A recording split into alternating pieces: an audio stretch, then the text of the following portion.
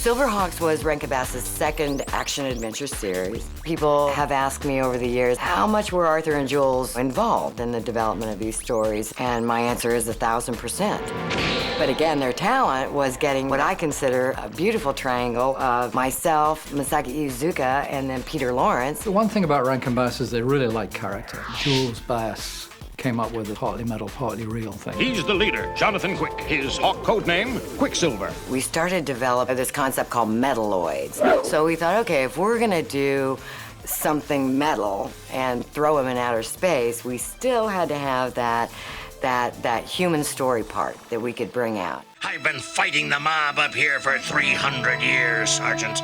This isn't the first time they pulled the old magnetic attraction stunt. It's cops and robbers in space, but cops and robbers work. One day we'll be able to send an ordinary person 100 light years into space, General.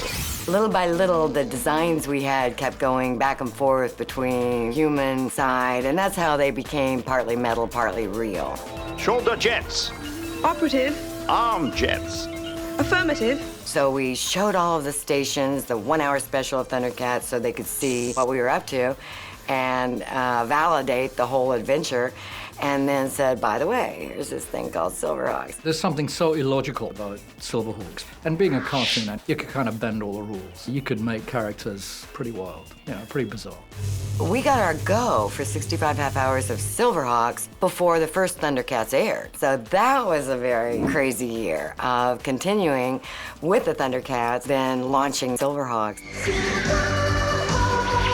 I think that Lee and all those folks were incredibly busy juggling the two shows at the same time. When we were in the booth doing the recording sessions for Silverhawks, we didn't feel it because really, we had these hours scheduled every week and that's just what we did. I think certainly the writers, the director, the producers, all those people were having some sleepless nights because they had a lot of stuff that they had to get done.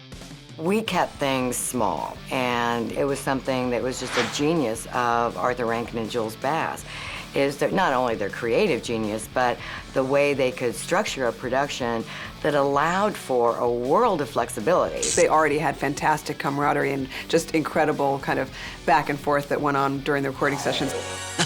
Remember, sir, it's a game of chance. And your chances are 0 if I don't win tomorrow. You'll see a lot of the same actors on Silverhawks. Bob McFadden, Earl Hammond, Larry Kinney, we discovered on Thundercats, and Peter Newman.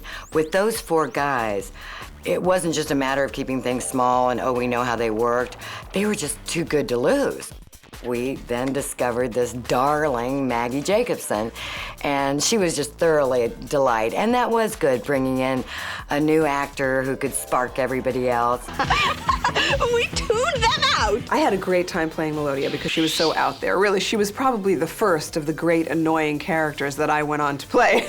She unleashed the annoying in me. It must be that Silverhawk! I can't stand that hillbilly stuff! It's so much fun to play the villainess, and I've gone on to play the villainess in other things. It's very liberating. Master Hardware! I've got him in my sight!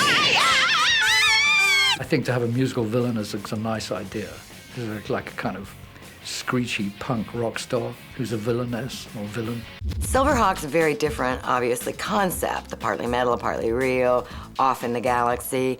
But we still wanted to do something extra, so we created these little epilogues where they'd be science lessons.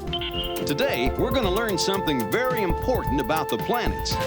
We had our darling little copper kid was the one who were taking these quizzes with Bluegrass at the end of each episode. Great score, kid. And scoring points if he got it right. You got it right for 6 points. What we wanted to do was come up with a contest that the kids could take the quiz along with Copper Kid and then write in, call in their station, give their answers, and come up with prizes or rewards along the way. And logistically, it was just too hard to put together. Can you imagine doing it now? Hey kids, go to the website, take the test.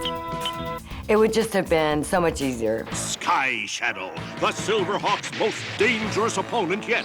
Today's episode of Silverhawks. Toyetic is an inside term for a fantasy from a show that we think really translates well to toy play. I want my own bird. A bird as evil and mean as I am. Silverhawks was very toyetic because of the fantasy of flight and the ability to then transform that into winged characters that you could play out them flying around. My smoke jet failed. I'll have to duck below the casino. The combination of robotic and human also worked great for that because you could do very toyetic looking characters that were really distinctive on shelf. There was so much interest from a variety of toy companies that obviously the big guys, they knew that this should happen up front. But a lot of the characters that we came up with were kind of toy-friendly anyway. There was a very strong group called Action for Children's Television, and powerful lobby group, and they were getting a lot of press, accusing American television was just turning into wall-to-wall commercials.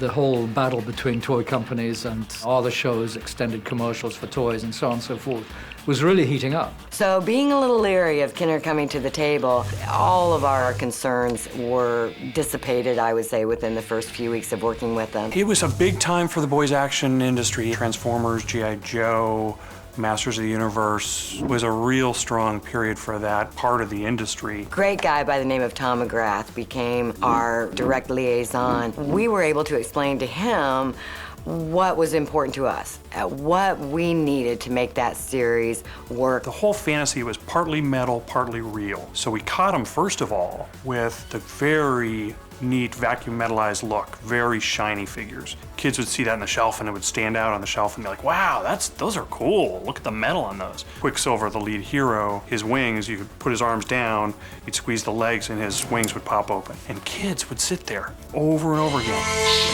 It was pretty exciting to have my little character flapping her wings in the toy store. Click, wings up, put it down. Click, wings up, put it down. The sound that they made when you pressed the button, they went, they made that great sound. Never got tired of it. We had our brilliant Tally Hawk, right, that would be sold alongside Quicksilver, and he was very integral to the show. But then Kinner said, hey, you guys, can we have a bird with each of the main characters? But we thought about it, and when you really sit down, it's like, oh my God, the screen is just gonna be these birds. We probably gave them more ideas than they wanted, but there was a very good exchange. The people at Rankin Bass were pretty open to our ideas. We tried to add some ideas that we thought would be both good for entertainment and for toys, some of which they used, some of which they didn't, but we worked pretty well together. My pitch to him was, listen, if I can't make it work in a story, the show's not going to go anywhere, and you're not going to get any exposure, and that's the end of it. The entertainment's the key. If people don't watch the show, you're never going to get around to selling the toys. So the show had to be entertaining and fun to start with. Okay, Bluegrass, head for daylight. With pleasure. They might get a design from Kinner, something, rough draft sketch. And instead of like, oh no, I've got to figure this out, it would be like, I'm going to show those Kinner guys what I can do with this. There was kind of a one-upsmanship at times where we'd have an idea and they'd say, okay, let us think about it. And then they'd come back with something that was targeting what we were after, but a little bit better, and we'd go back and forth, which is wonderful. That's what you want, working together to try to make the best possible finished product. My staff just loved them. Toys were all over the office as they were prototyped and brought out in production. The relationship worked. You want to pay us a visit, hey, Silverhawk? It's absolutely good guys and bad guys, that's all it is. But as usual, the bad guys are always much more interesting than the good guys.